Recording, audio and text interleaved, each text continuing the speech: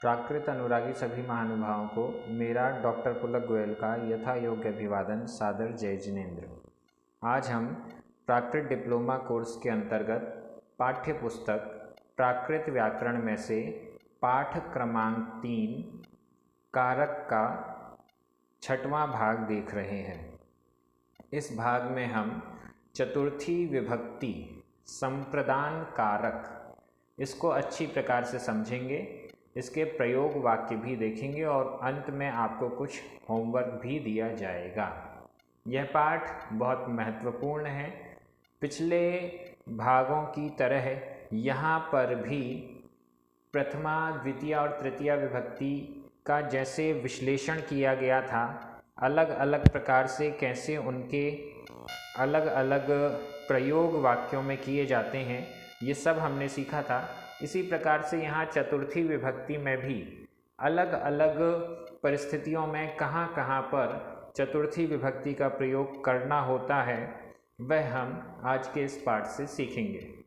चलिए प्रारंभ करते हैं। चतुर्थी विभक्ति संप्रदान कारक। पहला पॉइंट, दान कार्य के द्वारा कर्ता जिसे संतुष्ट करना चाहता है। दान कार्य के द्वारा कर्ता जिसे संतुष्ट करना चाहता है, उस व्यक्ति को संप्रदान संज्ञा होती है। उस व्यक्ति की संप्रदान संज्ञा होती है। मुझे कोई वस्तु देनी है, यहाँ दान कार्य के द्वारा मतलब किसी को कोई भी वस्तु देना, तो यह क्रिया दान क्रिया हो गई। अब इस दान की क्रिया को हम किसके लिए करना चाह रहे हैं, उसको संप्रदान कहते हैं। कर्ता चाहता है किसी वस्तु को देना, तो वह वस्तु किसको देना चाहता है, उसे संप्रदान कहा जा रहा है। संप्रदान को बताने वाले संज्ञा पद को चतुर्थी में रखते हैं। जैसे वाक्य देखिए, राया निधणाय, निधणस्स धनम दाई देई। राजा निर्धन के लिए, निधणाय निधणस्स, ये चतुर्थी विभक्ति का एक वचन है। निर्धन के लिए धन देता है। राजा निर्धन के लिए धन देता है। अब राजा जो है वो तो यहाँ कर्ता हुआ, क्रिया है देता है। अब यह दान क्रिया किसके लिए की जा रही है, निर्धन के लिए, तो यहाँ निधणाय निधणस्स, यह चतुर्थी विभक्ति का प्रयोग हुआ है। और कहाँ कहाँ चतुर्थी विभक्ति का प्रयोग होगा, ऐसे 9 बिंदु आपके सामने आएंगे। दूसरा बिंदु, जिस प्रयोजन के लिए कोई कार्य होता है, उस प्रयोजन में चतुर्थी होती है। जिस प्रयोजन के लिए, जिस भी प्रयोजन के लिए मैं खेलने के लिए जा रहा हूँ, तो ये मेरा प्रयोजन हो गया। मैं पढ़ाई करने के लिए उठा हूँ, यह प्रयोजन हो गया। तो उस प्रयोजन में चतुर्थी विभक्ति हमें लगानी है। सिंपल, जैसे 2 वाक्य हैं यहाँ पर। पहला वाक्य, सो मुत्तिये मुत्तिआ आदि हरिम भजई भजए आदि। सो वह, मुत्तिये मुक्ति के लिए, मुक्ति के लिए, हरिम हरि को भजई भजता है। वह मुक्ति के लिए हरि को भजता है। अब यहाँ हमारा प्रयोजन क्या है, प्रयोजन है मुक्ति। मुक्ति प्राप्त करने के लक्ष्य से हरि को भजता है, तो यहाँ मुत्तिये चतुर्थी विभक्ति का प्रयोग किया गया है। दूसरा, तुमम धणस्स धणाय चिट्ठसी चिट्ठसे। तुमम तुम, धणस्स धणाय धन के लिए, चिट्ठसी चेष्टा करते हो, प्रयत्न करते हो। तुम धन के लिए प्रयत्न करते हो। अब यहाँ प्रयोजन क्या है, धन के लिए, तो इसमें स्पष्ट रूप से चतुर्थी विभक्ति का प्रयोग हुआ है। आगे चलते हैं। तीसरा बिंदु, रोअ रोअ ये क्रिया है, इसका अर्थ है अच्छा लगना। रोअ तथा रोअ के समान अर्थ वाली अन्य क्रियाओं के योग में प्रसन्न होने वाला संप्रदान कहलाता है। कौन प्रसन्न हो रहा है? जो भी व्यक्ति प्रसन्न हो रहा है। अच्छा लगना, रोअ इस क्रिया या इसके समान अर्थ वाली क्रियाओं में जो प्रसन्न हो रहा है उसको संप्रदान कहते हैं। उसमें चतुर्थी होती है। जैसे यहाँ पर उदाहरण देखिएगा, बालअस्स, बालाय, पुफ्फाणि, पुफ्फाइं, रोवन्ति, रोवन्ते आदि। बालअस्स बालाय बालक को, पुफ्फाणि पुष्प, रोवन्ति रुचते हैं, बालक को फूल रुचते हैं, अच्छे लगते हैं। अब यहाँ किसको अच्छे लगते हैं? बालक को, बालक को अच्छे लगते हैं। तो बालक यह पुष्पों से प्रसन्न होता है, उसको ये अच्छे लगते हैं। यहाँ पर उसमें चतुर्थी विभक्ति का प्रयोग है। जिसको भी रोच क्रिया के योग में जिसको भी प्रसन्नता हो रही है उस कार्य से उसमें चतुर्थी विभक्ति का प्रयोग होता है। चौथा बिंदु, कुज्झ क्रोध करना, दोह द्रोह करना, ईस ईर्ष्या करना, असूअ घृणा करना। क्रियाओं के योग में, इन क्रियाओं के योग में कौन कौन सी क्रिया? कुज्झ, दोह, ईस और असूअ।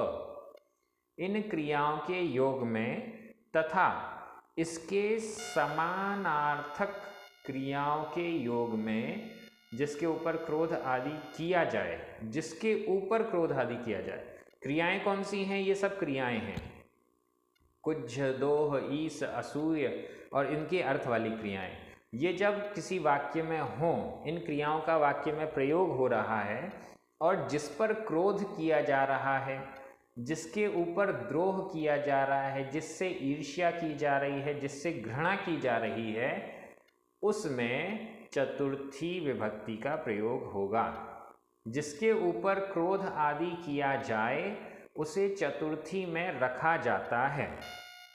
जैसे अब यहाँ पर उदाहरण देखिए, पहला उदाहरण, लक्षणो रावणाय रावणस्य कुज्झै कुज्झए आदि। लक्षणों लक्ष्मण, रावणाय रावण पर, कुज्झै क्रोध करता है। अब यहाँ पर कुज्झ क्रिया का प्रयोग है, कुज्झै क्रोध करता है। कौन क्रोध करता है? लक्षणों लक्ष्मण, ये तो करता हो गया। किस पर क्रोध करता है? रावणाय, रावण पर क्रोध करता है। तो यहाँ जिस पर क्रोध करता है उसमें चतुर्थी विभक्ति का प्रयोग है। रावणाय रावणस्य, ये चतुर्थी विभक्ति का प्रयोग हुआ। अब आपको एक बारीक बात बताता हूँ। यहाँ पर वाक्य लक्ष्मण रावण पर क्रोध करता है, तो क्रोध करता है कोहम करदी यह भी हो सकता था।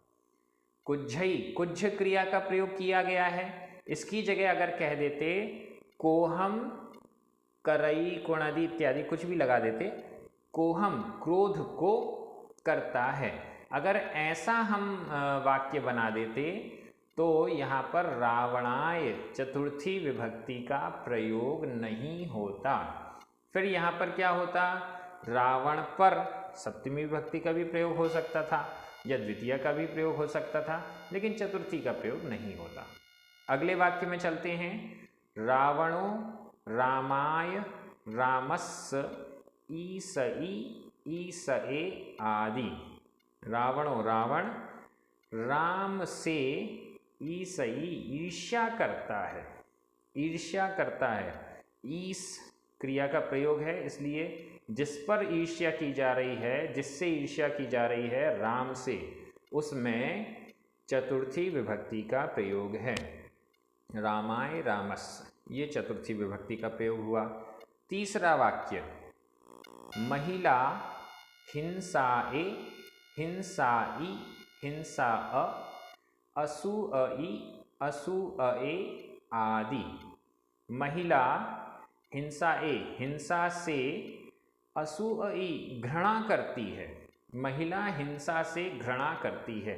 अब घृणा के लिए असूअ इस क्रिया का प्रयोग है। इस क्रिया के साथ जिससे घृणा की जा रही है उसमें चतुर्थी लगना है। हिंसा से घृणा की जा रही है इसलिए हिंसा ए, यह चतुर्थी विभक्ति का प्रयोग है। चौथा उदाहरण, दुट्ठो मनुषो सज्जनाय, सज्जनस्स, दोहई, दोहए आदि। दुष्ट मनुष्य, दुट्ठो मनुष्यो, दुष्ट मनुष्य सज्जन से दोहई द्रोह करता है। द्रोह करता है, किससे द्रोह करता है? सज्जन से, इसलिए सज्जन शब्द में चतुर्थी विभक्ति का प्रयोग है। ये बहुत अच्छे और सरल तरीके से यहाँ पर आपको प्राकृत भाषा में चतुर्थी विभक्ति का प्रयोग कैसे होता है ये सीख रहे हैं हम। इसमें अब 5वें बिंदु पर हम आते हैं जो बड़ा प्रसिद्ध है, नमो, णमो। णमो के योग में चतुर्थी होती है। नमो शब्द का जहाँ पर प्रयोग होगा, जिसको नमस्कार किया जा रहा है उसमें चतुर्थी विभक्ति का प्रयोग होगा। महावीराय, महावीरस्स नमो, णमो। महावीर के लिए नमो, नमस्कार, महावीर को नमस्कार। अब यहाँ जिसको नमस्कार किया उसमें चतुर्थी विभक्ति का प्रयोग है, महावीराय, महावीरस्स। इसमें एक और बात लिखी है, नम, णम क्रिया के योग में द्वितीया और चतुर्थी दोनों होती है। अगर हम यहाँ नमामि, नमस्कार करता हूँ, ऐसा णम क्रिया का हम प्रयोग कर देंगे तो द्वितीय विभक्ति का भी प्रयोग कर सकते हैं, चतुर्थी विभक्ति का भी प्रयोग कर सकते हैं, दोनों विभक्तियों का प्रयोग होता है। णमोकार मंत्र, यह एक प्रसिद्ध मंत्र है जिसमें णमो अरिहंताणम इत्यादि, तो वहाँ पर भी अरिहंताणम यह चतुर्थी विभक्ति के बहुवचन का प्रयोग है। अरिहंतों के लिए नमस्कार, हिंदी में भले हम कह दें अरिहंतों को नमस्कार, लेकिन णमो शब्द के योग में वहाँ पर चतुर्थी विभक्ति का प्रयोग किया गया है। सिद्धाणम, आयरियाणम, उवज्झायाणम, सव्वसाहूणम, इन सब में चतुर्थी विभक्ति का बहुवचन का प्रयोग है, ऐसा हमें समझना चाहिए। छठवां बिंदु, अलम, पर्याप्त के अर्थ में। अलम का अर्थ होता है पर्याप्त, पर्याप्त के अर्थ में चतुर्थी होती है। अलम पर्याप्त के अर्थ में, जैसे झाणो, मोक्षाय, मोक्षस्स, अलम, अत्थि। झाणो, झाण, ध्यान, मोक्ष के लिए, मोक्षस्स मोक्ष के लिए, अलम पर्याप्त, अत्थि है। ध्यान मोक्ष के लिए पर्याप्त है। अब यहाँ पर्याप्त अर्थ में अलम का प्रयोग हुआ है, या अन्य भी पर्याप्त शब्द के लिए जो भी शब्दों का प्रयोग होता है उनका भी प्रयोग होगा, तो भी जिसके लिए ये पर्याप्त है उसमें चतुर्थी विभक्ति, मोक्ष के लिए पर्याप्त है तो मोक्षाय, यह चतुर्थी विभक्ति का प्रयोग है। बहुत सरल तरीके से आप समझते जा रहे हैं। सातवां पॉइंट, सिह, सिह चाहना। सिह यह क्रिया है जिसका अर्थ है चाहना। सिह क्रिया के योग में चतुर्थी होती है। अगर किसी वाक्य में सिह इसका प्रयोग किया जा रहा है तो उसमें भी चतुर्थी विभक्ति लगानी होगी जिसका अर्थ है चाहता है। जैसे सो जसाय, जसस्स, सिहई, सिहए आदि। वह यश को चाहता है। यशा, जसाय यश के लिए, वह यश को चाहता है, यश चाहता है। तो जिसको भी चाहता है उसमें चतुर्थी विभक्ति, यश को चाहता है, यश, जस, जस में चतुर्थी विभक्ति लग गई, जसाय, जसस्स। आठवां बिंदु, कह कहना, संस कहना, चख कहना। क्रियाओं के योग में और इसी अर्थ की अन्य क्रियाओं के योग में जिस व्यक्ति से कुछ कहा जाता है उसमें चतुर्थी होती है। कहना इस अर्थ में जितनी भी क्रियाएं हैं, कह, संस, चख और भी बहुत सारी, उन सब के योग में जिससे हम कह रहे हैं, जिससे हम बात कर रहे हैं, उसमें चतुर्थी विभक्ति होती है। जैसे अहम, तुझ, सच्चम, कहमी, कहामी आदि, ये कह क्रिया से हुआ। संसमी, संसामी आदि, ये संस क्रिया से हुआ। चखमी, चखामी आदि, ये चख क्रिया से हुआ। अहम, मैं, तुझ, तुम्हारे लिए, सच्चम, सत्य, कहमी, कहता हूँ, मैं तुम्हारे लिए सत्य कहता हूँ। अब यहाँ किसके लिए सत्य कह रहा हूँ? तुम्हारे लिए। तो तुझ, यह चतुर्थी विभक्ति का प्रयोग हुआ है। जिससे भी हम कोई बात कर रहे हैं या जिसको लक्ष्य करके हम कह रहे हैं, उसके प्रति चतुर्थी विभक्ति का प्रयोग किया जाता है। तो ये, इसके बाद फिर नौवां बिंदु, चतुर्थी के अर्थ में अत्थम अव्यय का प्रयोग भी होता है। कई बार चतुर्थी विभक्ति के स्थान पर हम अत्थम, इस अव्यय का प्रयोग करते हैं। जहाँ जहाँ चतुर्थी विभक्ति का प्रयोग होता है वहाँ पर चतुर्थी विभक्ति न लगाकर उस शब्द के साथ अत्थम, इसको भी जोड़ दिया जाता है। तो वह भी देख लीजिए। जैसे सो णाणत्थम, णाणत्थम चिट्ठई आदि। सो वह, णाणत्थम ज्ञानार्थ, ज्ञान के लिए, चिट्ठई चेष्टा करता है, प्रयत्न करता है। अब यहाँ णाणाय भी हो सकता था, णाणाय, णाणस्स, और चतुर्थी विभक्ति न लगाकर अत्थम शब्द जोड़ दिया गया जो कि अव्यय है। तो णाणत्थम, ज्ञान के लिए, ज्ञानार्थ, वह ज्ञानार्थ प्रयत्न करता है, ज्ञान के लिए प्रयत्न करता है।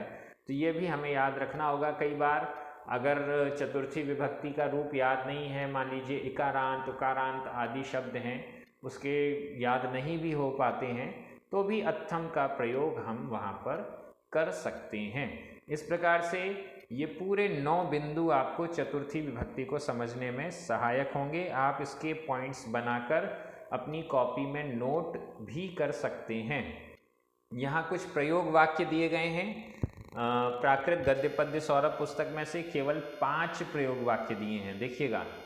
और ये पहला, पुत्तस्य मज्झ सामीय देहि समर्थम इमम।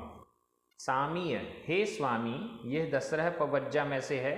सामीय, हे स्वामी, मज्झ पुत्तस्य, मेरे पुत्र को, मेरे पुत्र के लिए, देही, दे दो, समर्थम इमम रज्जम, इमम रज्जम समर्थम, यह पूरा राज्य मेरे पुत्र के लिए दे दो। राजा दशरथ से रानी कैकेयी कह रही हैं कि मेरे पुत्र के लिए ये सारा राज्य दे दो। अब यहाँ दे दो, देना क्रिया है, किसके लिए दे दो? मज्झ पुत्तस्य, मेरे पुत्र के लिए। तो यहाँ पुत्तस्य, पुत्र के लिए, इसमें चतुर्थी विभक्ति का प्रयोग हुआ है। पुत्र के लिए दे दो, तो पुत्तस्य, यह चतुर्थी विभक्ति का प्रयोग है। दूसरा उदाहरण, भरहस्य मही दिन्ना ताएणम केगई वर निमित्तम। ताएण, तात के द्वारा, केगई वर निमित्तम, कैकेयी के वर के निमित्त, भरहस्य, भरत के लिए, मही पृथ्वी, दिन्ना दी गई। अब यहाँ भरहस्य, भरत के लिए चतुर्थी विभक्ति का प्रयोग है, संप्रदान का प्रयोग है। तीसरा, जननीय सिरप्पणामम काऊणम शेषमाई वग्गस्य पुनरवीय नरवरिंदम पड़मई रामो गमन सज्जो। गमन सज्जो रामो, गमन के लिए तैयार राम क्या करता है? जननीय सिरपणामम काऊण, जननीय माता के लिए, सिर प्रणामम, सिर से प्रणाम, काऊण करके, जननीय माता के लिए, और शेष माई वग्गस्य, शेष मातृवर्ग के लिए, जननी के लिए और शेष मातृवर्ग के लिए सिर से प्रणाम करके, और फिर पुनः भी नरवरिंदों को प्रणाम करता हुआ राम, गमन के लिए तैयार राम प्रणाम करता है, ऐसा। चौथा, पुत्तस्स कहणत्थम हट्टम गच्छई। पुत्तस्स पुत्र के लिए, कहणत्थम कहने के लिए, हट्टम हाट यानी दुकान, गच्छई जाता है। यहाँ पर पुत्तस्स किसको कह रहे हैं? पुत्र को कह रहे हैं। तो एक तो उदाहरण ये हो गया, दूसरा कहणत्थम भी आपको मिल गया है। चतुर्थी यहाँ भी लगनी थी, लेकिन यहाँ अत्थम का प्रयोग कर दिया गया, अव्यय का प्रयोग कर दिया, कहने के लिए, पुत्र को कहने के लिए। अब पुत्तस्स यह भी चतुर्थी है और कहणत्थम चतुर्थी के स्थान पर अत्थम अव्यय का प्रयोग किया गया है। पांचवा उदाहरण, ससुरस्स पच्चू से कहियूण हम गमिस्सामी। ससुरस्स ससुर से, पच्चू से प्रत्यूष में, सुबह प्रातः प्रभात में, कहियूण कहकर हम मैं गमिस्सामी जाऊंगा। ससुर को प्रभात में कहकर मैं जाऊंगा। अब यहाँ किसको कहकर जाऊंगा? ससुर को। तो इसलिए ससुरस्स यह चतुर्थी विभक्ति का प्रयोग यहाँ पर किया गया है। इस प्रकार से आज का यह पाठ कंप्लीट हो गया। आपके सामने कुछ वाक्य आ रहे हैं। इन वाक्यों का आपको प्राकृत में अनुवाद करना है, जिससे आपको आज का जो पाठ है वो अच्छे से याद भी हो जाएगा और समझने में भी आ जाएगा। आप सभी बहुत अच्छे से अध्ययन कर रहे हैं। आप सभी मन लगाकर प्राकृत भाषा को सीखने के लिए तत्पर हो रहे हैं। ये बहुत अच्छी बात है। इससे आप प्राकृत के जो साहित्य है, प्राकृत जैनागम के जो ग्रंथ हैं, उनको पढ़ने और समझने में समर्थ हो पाएंगे। हमारे जो पुण्यार्जक हैं, जिनके निमित्त से ये कार्य YouTube पर और प्राकृत ऐप पर परमानेंट हो रहा है, उनको भी बहुत बहुत धन्यवाद। सभी को जय जिनेंद्र।